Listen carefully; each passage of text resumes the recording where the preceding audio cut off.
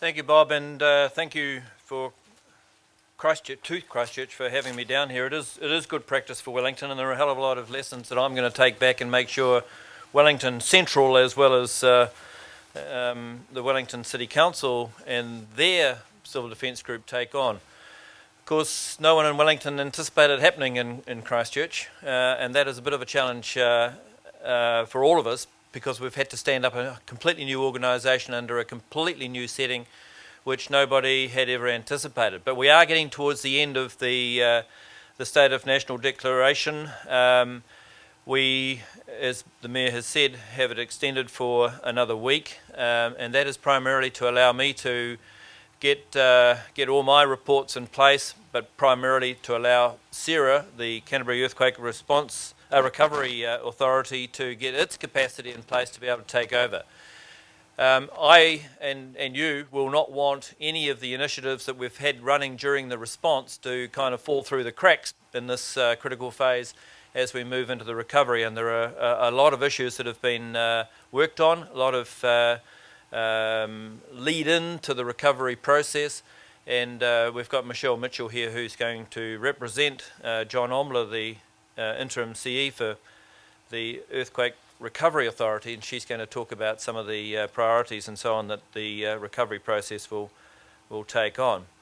I'm very conscious that it's been a long haul for you people in Christchurch, and not from the 22nd but from the 4th of September primarily, and then you get this thing like we had on Saturday night, and I admit that I dived off the couch. I was watching the last of the racing, car racing, and I dived off the couch and attempted to get under a coffee table which had a magazine rack under it, which didn't work very well.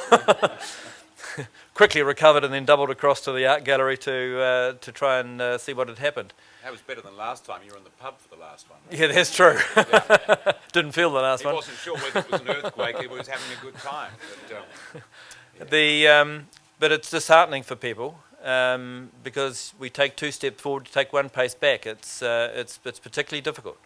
I think we're still on the right track, though, in terms of the approach we're doing to response, and it still leads into the recovery sufficiently, but it does kind of make that little sort of hoppity-hop as we try and make progress. But we're getting there. I'm very conscious that it's been a bit of a challenge in the response to get out to you people all the sorts of facilities and services that you expect to have on. It's been tough. We haven't always got it 100% correct. There have been gaps, but as I said, it's been a new start and it's been difficult. And I assure you that the staff that have been operating the civil defence response have put their full effort into it, but I'm fully aware that there have been one or two gaps in it, and that causes frustration. Equally, there has been quite a bit of frustration about having access into the city. And even this afternoon and through the community meetings we've had over the weekend, I've had people come up to me and say, well, why can't I get into the city to have a look at my city and understand what's happened to the places that I've worked in, the places that I know very well, and the sort of iconic buildings which we love in Christchurch. That too has been tough. It is unsafe. The earthquake on Saturday night showed how unsafe it is. There's places where more materials come off buildings, and you simply cannot have people wandering around it free through the city and being put at risk. But we have had the business access program underway.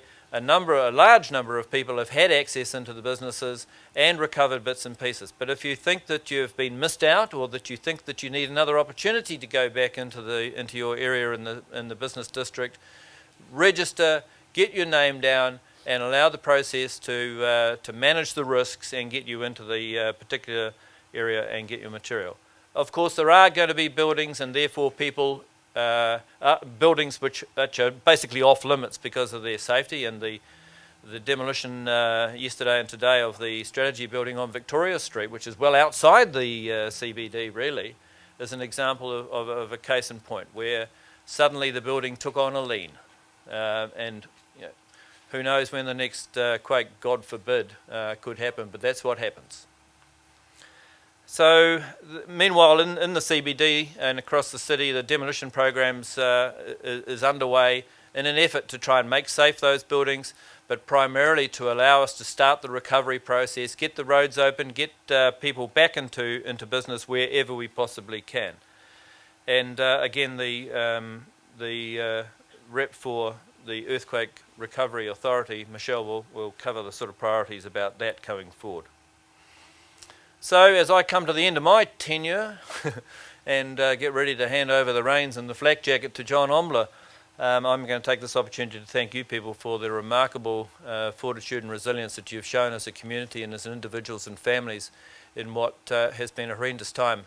Very, very few other people in New Zealand truly can understand what you've been through. You've got to be here to go through it. I was not here on the 22nd, I was not here on the 4th.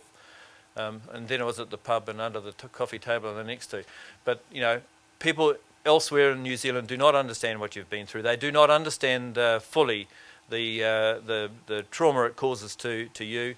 And I truly applaud you for your resilience. And while I'm going to be around for a while helping Sarah, I wish you all the best in the future. Thanks, John.